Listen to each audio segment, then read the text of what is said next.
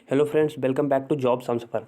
तो चलिए, आज है जो आपका बिहार उत्पाद का जो एग्ज़ाम हुआ है, ठीक है, 27 फरवरी को।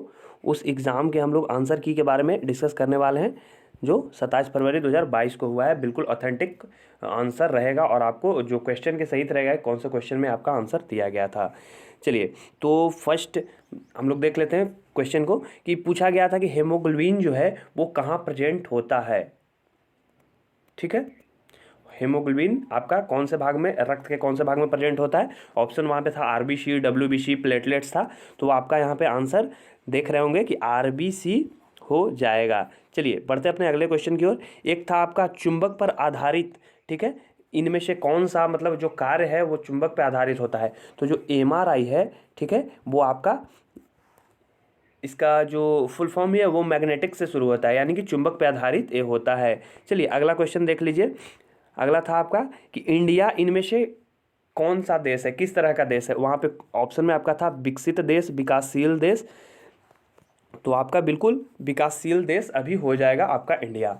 चलिए अगला क्वेश्चन आपका था कि देखिए, जो सिंधु घाटी सभ्यता थी उस समय रिजर्वायर, यानी कि जल को संग्रह जहाँ पे किया जाता है, जलाश्रय, ठीक है, वो कहाँ पे पाया गया था। तो वो बिल्कुल लोथल में पाया गया था। ठीक है, तो लोथल करेक्ट आंसर हो जाएगा। बढ़ते अपने अगले क्वेश्चन की ओर। रिन्यूएबल सोर्स ऑफ एनर्जी इनमें से कौन है जो नवीनकरणीय ऊर्जा का स्रोत है। ठीक है, तो लेकिन वहाँ पे क्वेश्चन कुछ इस तरह का था कि जो रिन्यूएबल एनर्जी इनमें से कौन है। ठीक है, तो आपका सन है जो करेक्ट आंसर हो जाएगा। चलिए बढ़ते अपने अगले क्वेश्चन की ओर। जो आपको पूछा गया था, जो क्वेश्चन हमें भेजे गए हैं लोगों के द्वारा जो एग्ज़ाम दिए हैं, वही क्वेश्चन को मैं यहाँ पे डिस्कस कर रहा हूँ। तो देखिए, वो कुछ फ़ोन पे भी पूछा गया कि किस तरह के क्वेश्चन पूछे गए थे। ऐसे आप बता सकते हैं कमेंट में कि आपका ये सही क्वेश्चन है कि नहीं, लेकिन मैं तो आपको बता रहा हूँ बिल्कुल दावे के साथ, बिल्कुल ऑथेंटिक क्वेश्चन जो स्टूडेंट बाहर निकले एग्जाम देकर उनसे पूछकर मैं बता रहा हूँ, उसका साथ ही साथ आंसर भी।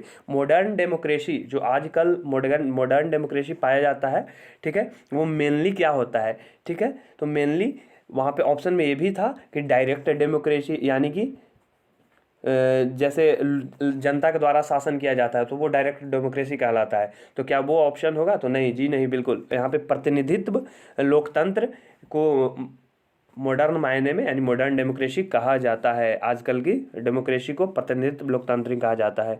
अगला आपका है, ऑप्शन था कि देखिए संप्रभु है कोई, ठीक है, इसका मीनिंग क्या है। तो ऑप्शन आपको वहाँ पे दिख रहे होंगे, प्राइम मिनिस्टर, प्रेसिडेंट, भारत के लोग। तो यानी जो भारत के लोग यहाँ पे जो शब्द है वो आपका आंसर हो जाएगा यहाँ पे। फिर अगला क्वेश्चन था आपका बिहार दिवस, ठीक है, तो बिहार दिवस बिल्कुल 22 मार्च। बढ़ते अपने अगले क्वेश्चन की ओर। जो है देखिए यहाँ पे जापान, एक छोटा सा बस लिखा हुआ है, यहाँ से मैं आपको क्वेश्चन बता दूंगा क्वेश्चन क्या था। तो जापान एक जो देश है इतना विकसित, मतलब विकास किया है, तो इसके पीछे का वजह क्या था। तो इसके पीछे का वजह जो था वो आधुनिक तकनीक के आयात, यानी कि आधुनिक तकनीक, मॉडर्न टेक्नोलॉजी को जो इम्पोर्ट किया है जापान, उसी की वजह से इतना आगे वो बढ़ पाया है। चलिए अगला क्वेश्चन है कि क्वेश्चन इस तरह से था कि इनमें से कौन सी नदी है जो स्टोरेज बनाती है। ठीक है, डेल्टा नहीं स्टोरेज पूछा है, तो इसलिए नर्मदा यहाँ पे ऑप्शन करेक्ट होगा। बढ़ते अपने अगले क्वेश्चन की ओर। देखिए यहाँ पे पूछा गया था नेचुरल इकोसिस्टम कौन नहीं है, तो यानी कि मैनमेड इकोसिस्टम हो गया। तो बगीचा जो था वो आपको क्या हो जाएगा, मैनमेड इकोसिस्टम। ठीक है, फिर अगला है, एक क्वेश्चन था जो बताया गया है उनके द्वारा कि दो कोण का योग किसी एक कोण के बराबर हो तो वो कौन सा ट्रायंगल होगा। तो बिल्कुल राइट एंगल ट्रायंगल हो जाएगा, यानी कि समकोण त्रिभुज। चलिए अगला क्वेश्चन आपका प्रति व्यक्ति आय जिसका आंसर था। तो इसका क्वेश्चन क्या है ये जान लीजिए। यदि दो देश के बीच में आपको कंपैरिजन करना हो कि कौन देश बेहतर है, तो उसके लिए हम लोग क्या देखेंगे। तो दो ऑप्शन में लोगों को कन्फ्यूजन था कि आखिर हम लोग जीडीपी देखेंगे या फिर प्रति व्यक्ति आय देखेंगे। तो चलिए प्रति व्यक्ति आय ही आपका सही होगा यहाँ पे आंसर। बढ़ते अपने अगले क्वेश्चन की ओर। जो है दो देशों में काम करने वाली कंपनी, यानी कि ऐसा मान लीजिए कि भारत में वो भी कंपनी काम कर रही है और चीन में भी काम कर रही है, तो वैसे कंपनी को हम लोग क्या बोलेंगे, तो मल्टीनेशनल कंपनी बोलेंगे। ठीक है, एमएनसी। फिर अगला जेनेटिक्स से संबंधित था जिसका आपका आंसर मेंडल हो गया है। चलिए अगला है आपका अमेरिका का खोज किसने किया? बिल्कुल आपका आंसर सही है, क्रिस्टोफर कोलंबस। बढ़ते अपने अगले क्वेश्चन की ओर, जो है आरबीआई का गवर्नर पूछा गया था कि अभी मतलब फिलहाल कौन है, तो शक्तिकांत दास। ऑप्शन के अकॉर्डिंग भी हम लोग कुछ क्वेश्चन में चलेंगे। चलिए अगला है, देखिए न्यूटन थर्ड लॉ से संबंधित था, यानी पूछा गया था कि कोई एक बल लगती है, उसके विपरीत दिशा में भी बल लग रही है, तो आखिर ये जो न्यूटन थर्ड लॉ है वो इस तरह का ऑप्शन था कि एक ही वस्तु पर लगती है क्या, तो बिल्कुल हाँ, एक ही वस्तु पर लगती है और विपरीत दिशा में लगती है। इस चीज़ को भी ध्यान में रखेंगे, तो ऑप्शन एक था एक ही वस्तु पर विपरीत दिशा में लगती है। चलिए अगला है कि जो हमारे जो सीडीएस थे वो कौन थे, ठीक है। यहाँ पे पूछा गया था जो पुराने सीडीएस थे बिपिन रावत साहब, उनके बारे में कि आखिर हमारे जो सीडीएस थे वो कौन थे, बिपिन रावत। अगला है आपको गैल्वेनाइजेशन, यानी कि जैसे देखिए आपका साइकिल का जो रिम होता है उस पर जो जिंक का कोटिंग किया जाता है, तो उस प्रोसेस को गैल्वेनाइजेशन कहते हैं। तो वहीं पे पूछा गया था कि गैल्वेनाइजेशन में किस चीज़ का कोटिंग होता है, तो बिल्कुल जिंक का कोटिंग होता है। देखिए एक मैथ्स का क्वेश्चन था, उसका 20% आंसर था। ये आपको है जो सीआई का क्वेश्चन था, इसमें 2 ईयर दिए हुए था कि 2 साल, और फिर आपको पूरा डाटा यहाँ पे अवेलेबल नहीं है, लेकिन आंसर आपका 20% करेक्ट है। ये चीज़ को आप ध्यान में रखिए।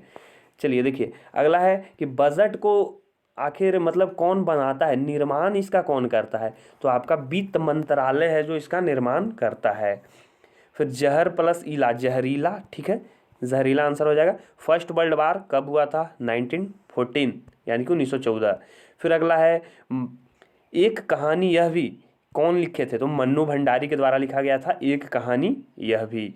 हम लोग क्वेश्चन को यहाँ पे डिस्कस करते जा रहे हैं, बाकी और भी क्वेश्चन है जिसको आप मतलब आपको यदि लगता है कि ये आंसर सही नहीं है, कोई दूसरा है, तो आप साफ साफ बता सकते हैं यहाँ पे लाइव चैट में भी कमेंट करके, और साथ ही साथ कमेंट में भी कमेंट कर सकते हैं। और फिर और भी क्वेश्चन का आप यदि आंसर जानना चाहते हैं तो बिल्कुल यहाँ पे टाइप करके क्वेश्चन को भेजिए, आपको वहीं पे आंसर बताया जाएगा। चलिए देखिए नेशनल ह्यूमन राइट कमीशन जो था उसकी स्थापना कब हुई, तो 1993 में हुई थी। चलिए अगला जो क्वेश्चन आपका है वो है राज्यसभा का सभापति त्याग पत्र किसको देता है, इस तरह से क्वेश्चन पूछा गया था। देखिए राज्यसभा का जो सभापति होता है वो आपका उपराष्ट्रपति होता है, और उपराष्ट्रपति किनको त्याग पत्र देगा, तो राष्ट्रपति जी को त्याग पत्र देगा। ये चीज़ भी आप ध्यान में रखिएगा। चलिए क्योंकि यही आपका आंसर ठीक है। निहाल सरीन किस चीज़ से संबंधित थे, तो शतरंज से संबंधित थे। बढ़ते हैं आगे। आपको पूछा गया था कि दाल का बहुवचन क्या होगा, तो ऑप्शन में यहाँ पे था दालें,